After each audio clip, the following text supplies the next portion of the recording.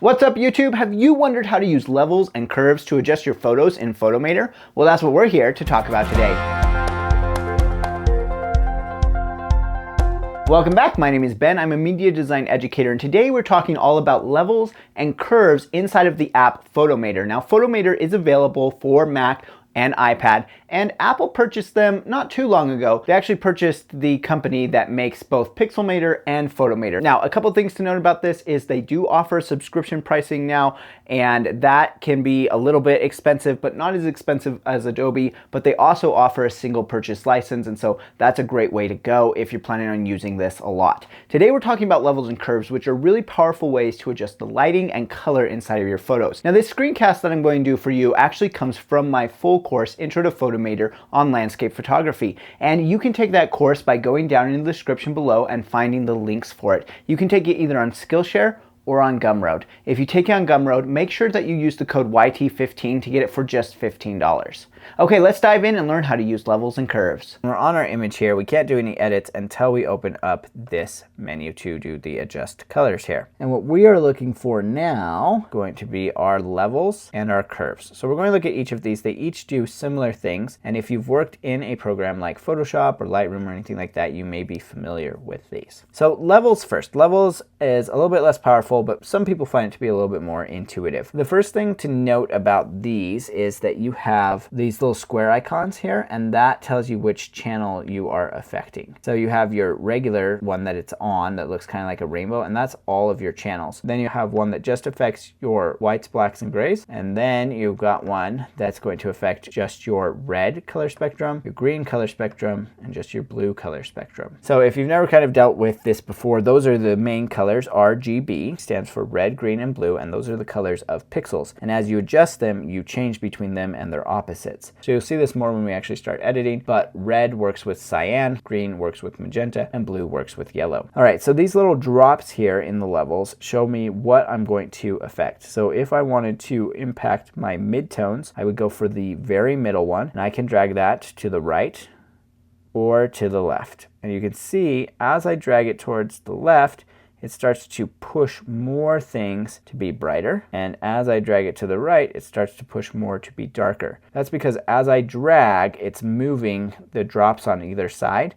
And so it's causing more pixels to be darker gray over here. All right, let's reset that. If I go all the way to the top and I grab my lightest pixels and I drag them over, I'm causing more and more of my pixels to be made brighter and brighter. So as I drag it over, more of these pixels are becoming white or light. We can reset that. Now if I go over to my darkest ones and drag that to the right, more and more things are going to get dark. This is similar to adjusting the black point, but you can see it has an impact on the other parts of this as well. The closer one of these drops is to that, the more it's impacted. So if we wanted a really high contrast image, we could drag these two together like this, and then we're pushing lots of things to be dark and lots of things to be bright, and that gives us this very high contrast image. Now we can reset that with the little reset wheel here, and then that goes away. So you can kind of see what's happening there. Let's see what happens if I go into the red channel and do that. Let's just see as I drag this, more gets to be red, right? I'm dragging those brightest parts and I'm making more and more of them red. Reset that. Starting with our darkest here, if I drag it to the right, I'm causing more and more of those to become cyan. And I can also drag from the middle. Go to one side or the other. So red is working with cyan. We can make things more red or more cyan. Green is going to work with magenta. So I can make things more green, or I can make them more magenta. And blue, I can make things more blue, or I can make them more yellow. So you can impact specific parts of it. Now the darks and lights here, just going to make things brighter or darker.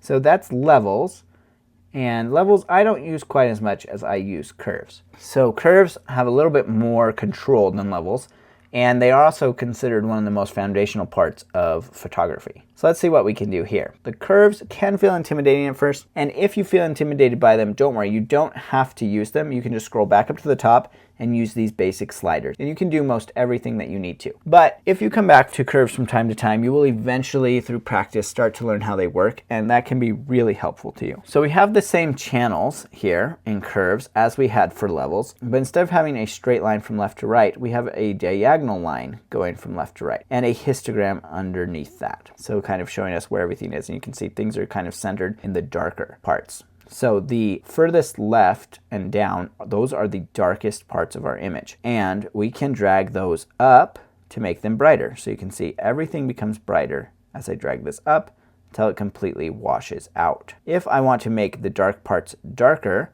I can drag that to the right. And it begins to get darker. The same thing with the top dot up here. I can drag things to the left to make everything brighter. I'm forcing more and more pixels to become pure white. Or I can drag them down to make the bright parts darker. So with that in mind, I can now go ahead and I can add points to this as well. So I can click and I can add points. And a really common type of curve is going to be called the S curve, where we drag our shadows, so not our blacks, but our shadows down to make them a little darker. We drag our highlights, not our whites, but our highlights up to make them brighter. And this is what's called an S curve. And you can do a lot of different things with this, but a good place to start is with an S curve and then kind of see what you want to do. In this case, maybe my darks are too dark and I'd like to bring everything back up a little bit while still maintaining a little bit of an S here. And that's forcing my whites to get too bright. I'm going to pull these down, darken them up a little bit. And you don't have to exclusively use the curves. You can use this in concert with your sliders up above or even with your levels right here so that it can all kind of work together. All right, let me reset that. Show you if you just wanted to kind of change the middle of the image, you could click, put a drop here, and then you can bend everything this way or this way.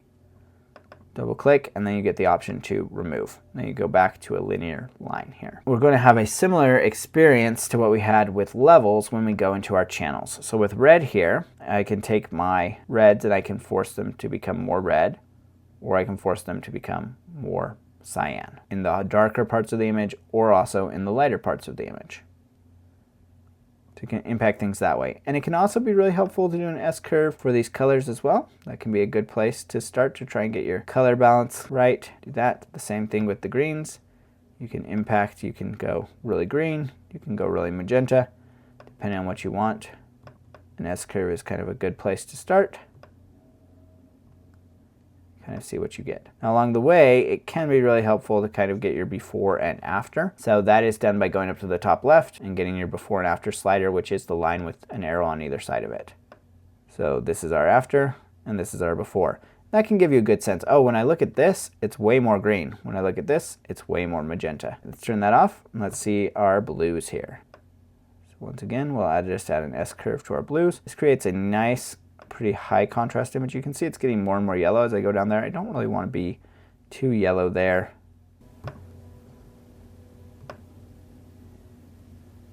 Just make this overall a little bit brighter, bringing those darks up. And then we'll look at our before and our after. Before and after. And we did all of that just with our curves there. So we can do a lot of our color adjustments and things with curves, or we can go into those color specific ones right here if we need to do some very specific shifting. And that's levels and curves. And those are probably the most important parts for editing landscape photos. Let's go ahead and save that by clicking done. All right, I hope you enjoyed learning all about how to use levels and curves inside of Photomator. This is a really powerful way to be able to edit your landscape photography. If you want to learn more about this subject, please do go ahead and check out my course down below. That's really the best way to support this channel. Remember, if you choose to take that course on Gumroad, go ahead and use that code YT15 to get it for just $15. All right, we'll chat in the comments and I will see you in the next video.